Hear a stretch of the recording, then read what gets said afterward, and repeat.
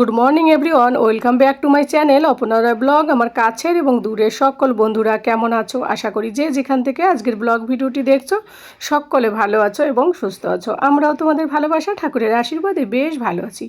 সকালবেলা গুলুকে স্কুলে পাঠিয়ে দিয়ে দুজনে হাজব্যান্ড ওয়াইফ মিলে একটু সবজি বাজারে গিয়েছি, সেখান থেকে সবজি এনেছি অনেক কিছু। তারপর তোমাদের দাদাভাইকে ঝটপট এসে ওই টিফিনগুলো বানিয়ে দিলাম, আলু পরাঠা, বাদাম আর হচ্ছে খেজুর আর হচ্ছে একটা দুটো কলা দিলাম। তো এটাই হচ্ছে ওর ব্রেকফাস্ট। আর ছেলেকেও আলু পরোটা বানিয়ে দিয়েছি। তারপরও কিছু আলু আর হচ্ছে আটা থেকে গেছে, তো এগুলো ফ্রিজে রেখে দেবো, পরে আবার ইউজ করা যাবে। আর এই যে চিকেন নিয়ে আসা হয়েছে, যেহেতু আজকে আমি ব্লগে তোমাদের সঙ্গে শেয়ার করব কিভাবে আমার ডায়েটে আমি তেল ছাড়া চিকেনের পোলাও বলতে পারো, চিকেন বিরিয়ানিও বলতে পারো বানাই, সেটাই শেয়ার করব। তাছাড়া এই সংসারের কাজ আবার এত তাড়াহুড়ো করে, মানে কি বলবো, নাকে মুখে জল দিয়ে আজ অবস্থা খুব খারাপ আমার। তো ভিডিওটা আশা করি ভালো লাগবে। চলো, এই যে সকালবেলা প্রথম আমার ব্রেকফাস্ট হচ্ছে কি বললো তো, জিরে আর জোয়ান আর হচ্ছে মৌরি, এইটা পাউডার করে রেখে দিই, সেখান থেকে 1 চামচ গুলিয়ে জলের হালকা উষ্ণ গরম জলে এইভাবেই খেয়ে নিই। তো এটা হচ্ছে প্রথম খাওয়া হয়। আর এই যে কাপটা দেখছো, এটা কিন্তু আধা লিটার জল ধরে, কাচের। তো এটা তো সবাই জানো, তো যারা আমার ব্লগ দেখো প্রতিদিন। আর জল খাওয়া তো খুবই জরুরি। আর জল তো দিনে আমি 4 থেকে 5 লিটার জল খাই। এত যখন জল খাওয়া হয়, তোমরা বলো, খাবার খাওয়ারটায় মানে আর খিদেই পায় না এত জল খেয়ে। যখনই খিদে পায় তখন একটু জল খেয়ে নিই। তো যাই হোক, তারপর চাল ভিজিয়ে রেখে দিয়েছি। আর এই যে চিকেনের জন্য সব জিনিসপত্র বের করে রেখে দিয়েছি, আর গ্রিন টি বানিয়ে রেখে দিলাম। আর আশা তো কাজ করে বেরিয়ে গেছে, ও চলে গেল।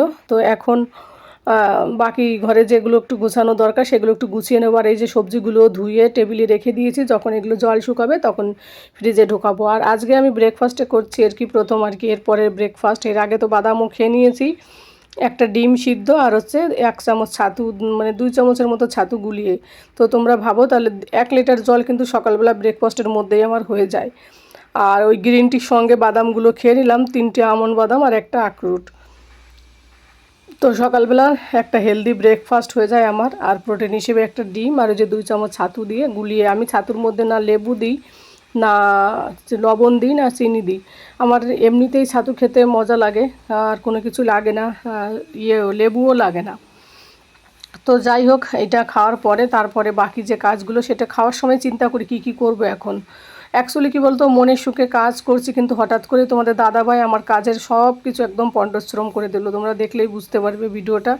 তো তার জন্য একটু মনটা পরে খারাপও হয়ে গেল যে কি করতে চেয়েছিলাম আর কি হলো। তো যাই হোক, এটা খেয়ে ঝটপট এখন আমি সংসারের সমস্ত কাজগুলোতে লেগে পড়ব।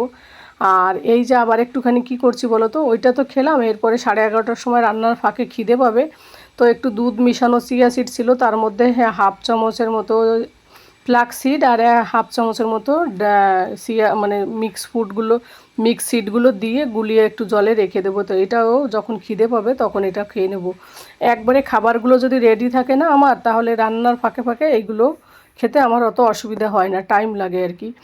তো পরে হয়তো অনেক সময় ভুলেও যাই। এবার এইদিকে দেখো চিকেনটাও ধোয়া হয়ে গেল, আর এইদিকে আমারটাও ধোয়া গেলো যেগুলো আমি খাবো। আর এই যে চিকেনের জন্য পেঁয়াজ কেটে নিয়েছি আর আলু কেটে নিয়েছি। আর এইদিকে হচ্ছে বাসমতি চাল, এই যে 3 চামচের মতো চাল ভিজিয়ে রেখেছি, রসুন কুচি আমার জন্য এটা আর কি। আর তোমাদের দাদা ভাই আর গুল্লুর জন্য, ওদের জন্য আলাদা এইগুলো মশলা, আমাদের জন্য, আর বড়গুলো হচ্ছে ওদের জন্য।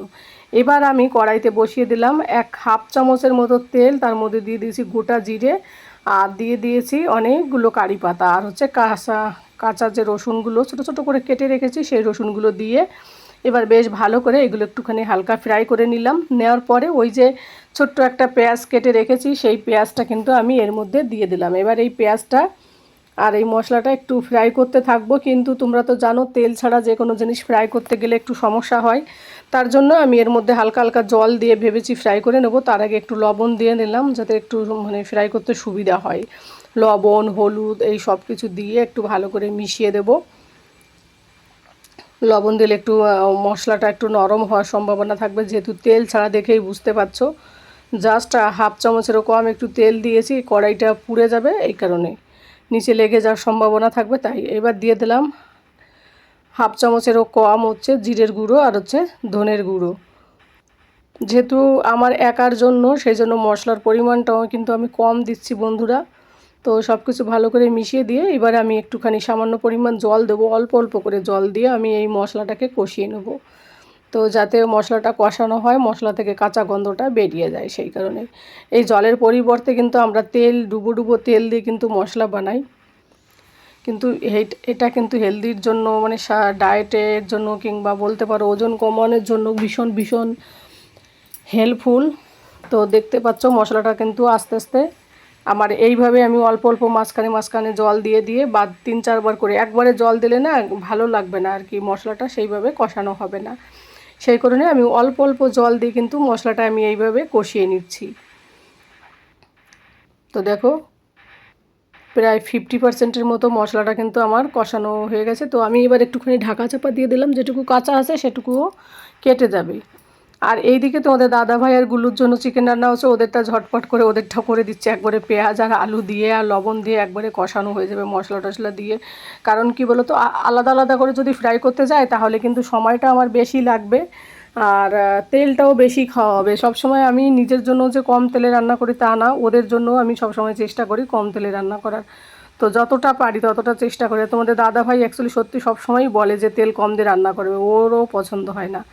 তো যাই হোক, আমার ব্লগে অনেক সময় দেখতে দেখতে তোমরা হয়তো বলবে সারাদিন শুধু তেল কম কথাটাই বলো। কি করব বলো, হেলথের কথা চিন্তা করে এগুলো করতে হয়।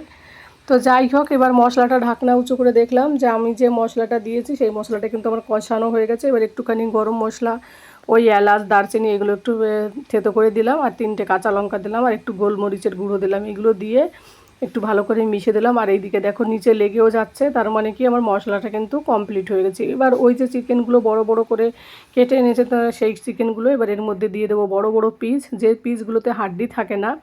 এই সলিড পিসগুলোতে কিন্তু প্রচুর পরিমাণে প্রোটিন থাকে। আর ডায়েটে প্রোটিন খেতে বলে এই কারণে, কারণ প্রোটিন খেলে খিদেটা কম লাগে, পেটটা ভরা থাকে অনেকক্ষণ, তারপরেও ওজন কমাতে প্রোটিন তো দরকার। তো এবার সমস্ত মশলার সঙ্গে মাংসটাকে বেশ ভালোভাবে আমি কিন্তু মিশিয়ে দেবো। আর এত বড় বড় কেটেছে তো প্রেসার কুকারে সিটিও দিইনি, একটু টাইম লাগবে এগুলো সফট হতে। তো কস্তুরি মেথি দিতে ভুলে গিয়েছিলাম, সেগুলো একটু দিলাম। যে এই সব দিলে না খেতে বেশ ভালো লাগে, যেহেতু কম তেলে রান্না করে এটা ওটা ফ্লেভার দিলে খেতে মজা লাগে, সেই কারণে আমি এইগুলো দিই। তো দিয়ে সব কিছু ভালো করে দেখো মিশিয়ে দিয়েছি।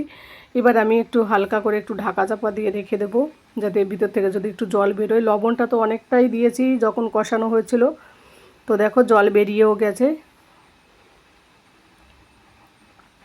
এবার যে চালটা আমি ধুয়ে রেখেছিলাম 3 চামচের মতো চাল, সেই চালটাও কিন্তু দিয়ে দিলাম। চিকেনটা কিন্তু অনেকক্ষণ ধরে কষানো হয়েছে আমার, তো সফটও হয়েছে অনেকটা।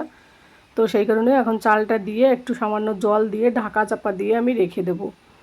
তো তারপরে কিন্তু আমার হয়ে যাবে চিকেন বিরিয়ানি, একদম কম তেলে, তেল ছাড়া বলতে পারো। আর এই মানে এটা খেলে কিন্তু ওয়েটটাও বাড়বে না।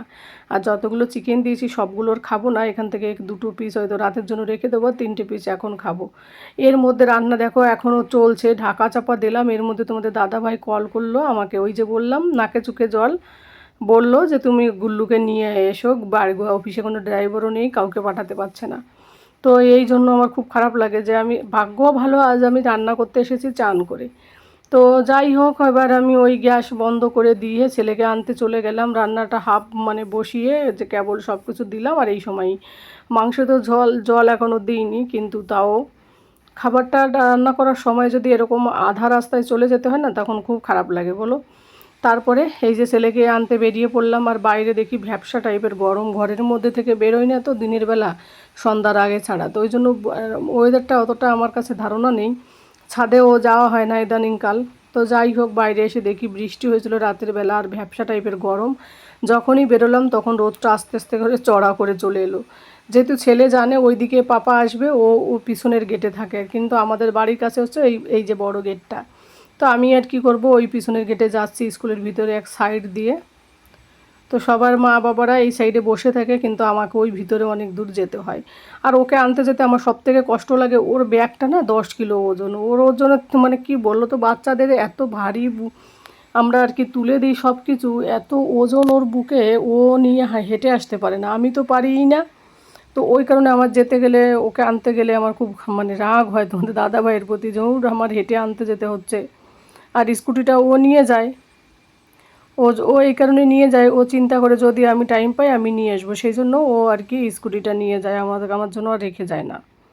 তো যাই হোক, তারপরে ওখানে দেখে যখন ছেলেটা আমাকে দেখলো ওর তো রাগ চেপে গেল, কারণ কি ও জানে মাম্মা আসলে আমাকে হেঁটে আসতে হবে, সেই কারণে আমাকে দেখলে ওর মাথা গরম হয়ে যায়। তো আমি এই নিয়ে একটু মজা করলাম ওর সঙ্গে।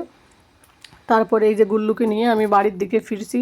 আর এখন শরতের টাইম, মানে শ্রাবণ মাসে এত সুন্দর মেঘ বৃষ্টি ও রোদ সব মিলিয়ে বেশ মজাদার ওয়েদারও থাকে। ব্যবসা গরম হলেও গাছগুলো দেখলেই মানে ভীষণ মজা লাগে, এত সবুজ আর সবুজ। ভিডিও দেখে তো বুঝতে পারছো। আর এইদিকে এদের এখানটা না প্রচুর গাছপালা লাগায়, ঝাড়খণ্ডে এইদিকে দেখছি। তো সবাই যাচ্ছে ওইভাবে, আর আমরা হেঁটে হেঁটে বাড়ি চলে এলাম। তারপরে বাড়িতে এসে রান্নাবান্না কমপ্লিট করলাম, করে এই যে অনেকগুলো শশা কেটেছি আজকে, যেহেতু চিকেন খাওয়া হবে আর ওদের জন্যও বানানো হবে। তো ছেলেকে প্রথমে একটু চিকেন শশা দিলাম খেতে, বললাম বাবু তুমি এগুলো আগে খেয়ে নাও। আর আমার জন্য আলাদা করে রেখে দিলাম, আমি একটু বেশিই খাই, কারণ চিকেনে ফাইবার কম থাকে, ফাইবার থাকে না বলতে গেলেই চলে। আর এই যে শশায় যেহেতু প্রচুর ফাইবার থাকে, আর ডায়েটে ফাইবারও দরকার, তো সেই কারণে অনেকগুলো মানে শশা পাতলা পাতলা করে কেটেছি। তো প্রথমেই শশাগুলোই খাবো, আর রান্নাটা পুরো কমপ্লিট তোমাদের দেখাচ্ছি। এইদিকে দেখো বা চিকেনটা পুরো কমপ্লিট, আর ওইদিকে ভাতটা তো ওদেরটা হচ্ছে, এখনও একটু দেরি হবে। যেহেতু আসার পরে ভাতটা তুলে দিয়েছি, ছেলেটার খিদে পেয়েছে, তাই বললাম বাবু আগে শশাটা খেয়ে নাও। তো ওদের জন্য হালকা পাতলা ঝোল দিয়ে রান্না করছি, দেখো একদম কম তেলে, ওদের জন্য একটু আলু দিয়ে। আর ছেলেটার জন্য আলাদা আগে থেকে তুলে রেখে দিলাম যে চিকেনটা ঠান্ডা হোক, তাহলে ওকে ভাত দিয়ে চট জলদি রান্না করে খেয়ে মানে জড়িয়ে দিতে পারবো। আর একটু ঝোল ঝোল দিই, তো বাচ্চা ছেলে গলা আটকে যায়, শুকিয়ে যায়, ওই জন্য ওকে একটু জল জল দিয়ে ওকে দিয়ে রান্না করে। আর এই যে হচ্ছে আমারটাও কমপ্লিট, শুধু ভাতটা হলেই হবে। তো চলো তাহলে রান্নাবান্না করলাম, এবার চলো খাওয়া দাওয়া করি। তোমাদের দাদা ভাইও চলে এসেছে। এই দেখো আমার হচ্ছে তেল ছাড়া চিকেন বিরিয়ানি, 3 পিস চিকেন, আর এই যে ভাতগুলো নিয়েছি, কোনো ভাত রাখিনি, যতগুলো চাল দিয়েছিলাম।